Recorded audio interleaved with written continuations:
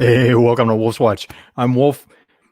Going to dive right in. This being Friday, thanks for joining us. If you like what you're hearing, click the like button. Subscribe to our channel if you're watching this on YouTube. And as always, comment. This is live TV. This is TV for the 21st century, right? Live and interactive. When you hear your comments, this is meant to be a dialogue, a conversation, not just something to send my ideas out to just to you.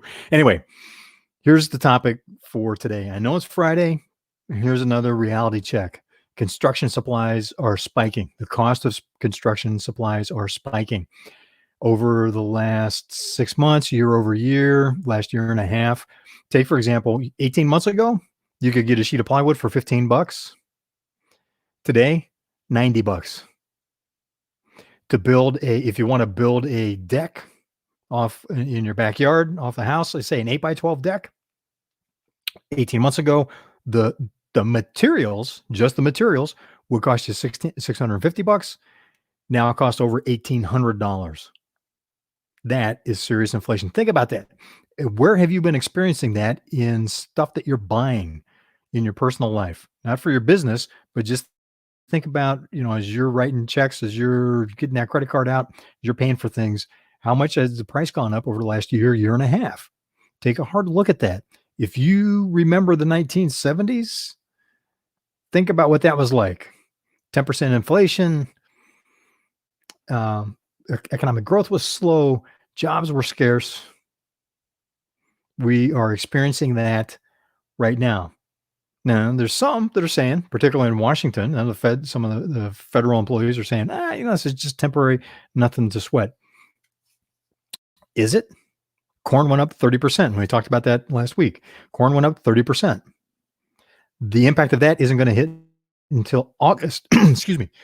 Gets me all choked up just thinking about it. The predictions were that's not going to hit your prices until August and forward from there, because it takes a while to get through the supply chain. Corn affects everything.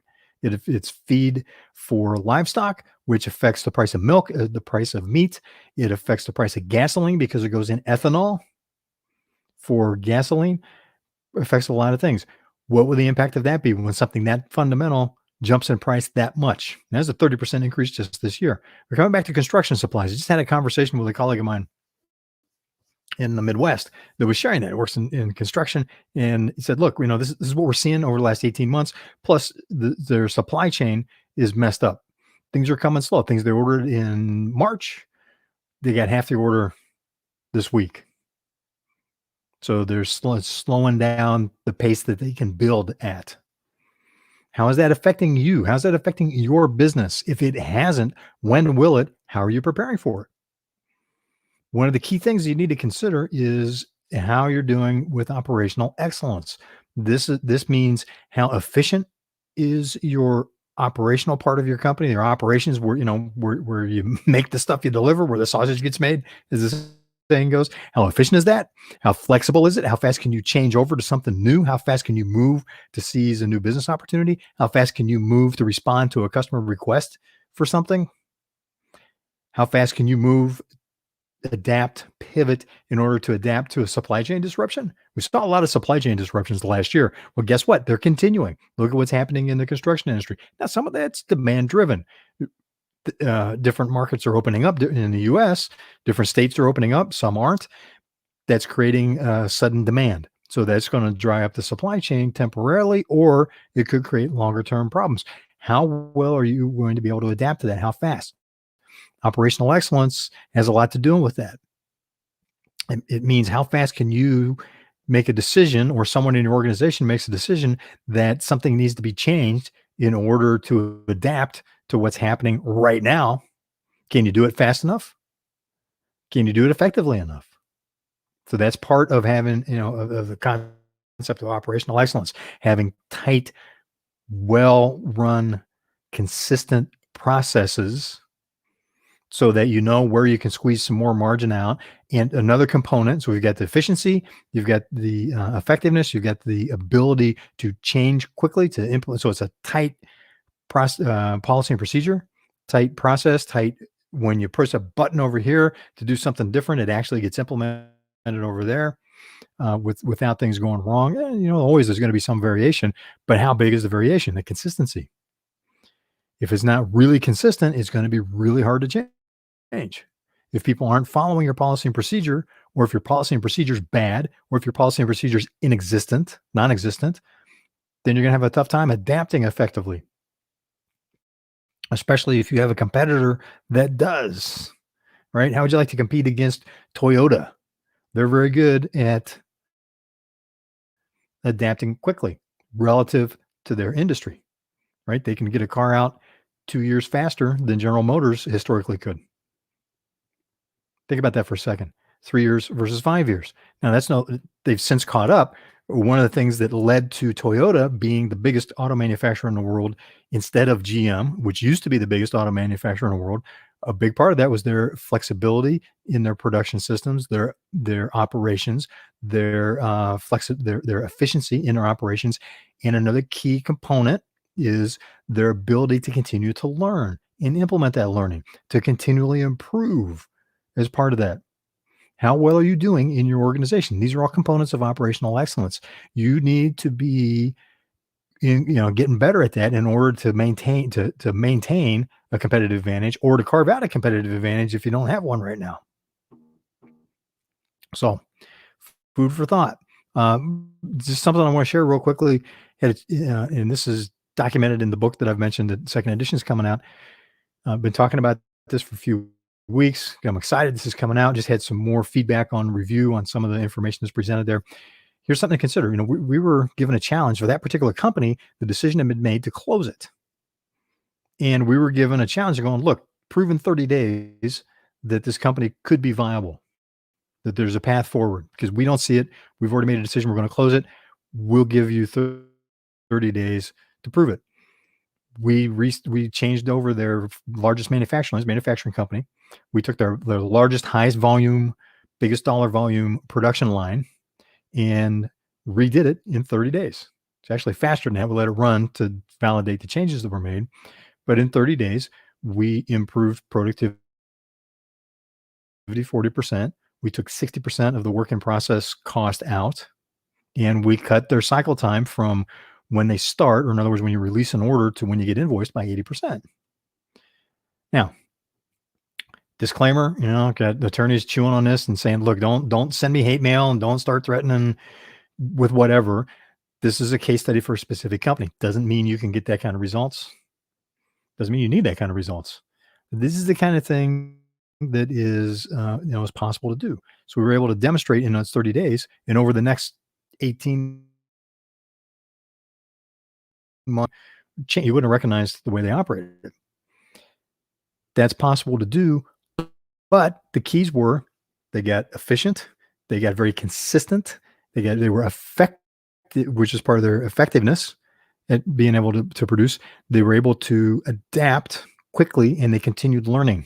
There was a learning organization. When we walked away, their people, we knew we could get more, for example, on the productivity improvement, but with multiple unions involved in this, they were involved in actually designing and implementing the changes that were made.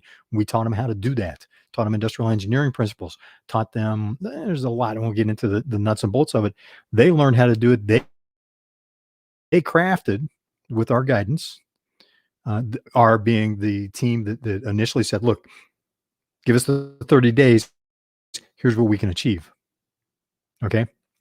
And it was me and my counterpart and a couple of people on his team, counterpart to client, and a couple of people on his team. So we guided them through that and taught them how to do it. So going forward, they knew how to continually improve. They knew how to identify opportunities to improve what they were doing, made their jobs easier. They appreciated that. Made their jobs more secure. They appreciated that. And it made them more viable in the job market. They appreciated that. Right? You're always looking for at least 3 points of leverage with everything that we're doing, right? Hope so. If not, start thinking like that. And they got to 40%. I knew we could go to 50%. Here was the key, though, and this ties into leadership principles and developing your leadership team. We would have lost them. It got to a point where in talking with them, they didn't believe they could do more. And they would not have gone along with what it took to get that extra 10%. Even though I demonstrated it to them. Walked out on this in their production. I go, look, if we do this, this, this, here's what happened. They're just like, no, we don't think that's going to work. And we're not willing to work with that. So guess what? We had a strategic failure. We accepted 40% instead of 50% because it still achieved the objective of keeping the company open. Now, there's a lot more to that. We can chat some more on that. And if you want to hear more, reach out to me. Share your comments. It comes back to, how are you preparing for responding to the inflation that we've got right now, the market changes that you're continuing to experience right now? Because guess what? You're going to have that through the rest of 2021, at least. What are you going to do for the rest of the year? And it's going to start being time to prepare for 2022. The business year, the marketing year, and we'll be talking about this in the next couple of months, is almost over. That's a topic for another time. It's Friday. Not trying to drop a, something that's going to leave you being, excuse me. See, it's got me upset. Not trying to leave you upset on a Friday going into your weekend. Just giving you some food for thought. Contemplate that on your weekend. Set some, some time aside going into the beginning of next week to focus on these issues and see, where are you? Do an honest assessment. Get some of your key people to share back with you to say, hey, here's where we're really at with this. And if you're in good shape, fantastic. Share that. Want to hear that, put it in the comments here. If you're not, start planning on what to do. And, and put that in the comments, or reach out to the community that's also watching Wolf's Watch. And I want to hear that. I want to share what insights I might have, but can't do it if you don't share your comments. The other people that are watching, they'll share their comments. This is, we're in this together. We're all entrepreneurs, and we are working to continually expand opportunities for our families, our teams, and the communities we serve. Big part of how we do that is dialogue back and forth, sharing what we've learned, how we've gotten through stuff. So enjoy your weekend. Carve out some time. I know you're an entrepreneur, you're a business owner. It's not going to be totally off. You're always at work one way or another, but carve out some time to contemplate this, how you're responding, what you're doing with operations, and carve out some time to enjoy those that are important to you and doing the stuff that recreates, right? Recreate, so that you're re-energized and ready to charge the hill on Monday. Thanks for watching Wolf's Watch. I'm Wolf, and I will see you on the trail.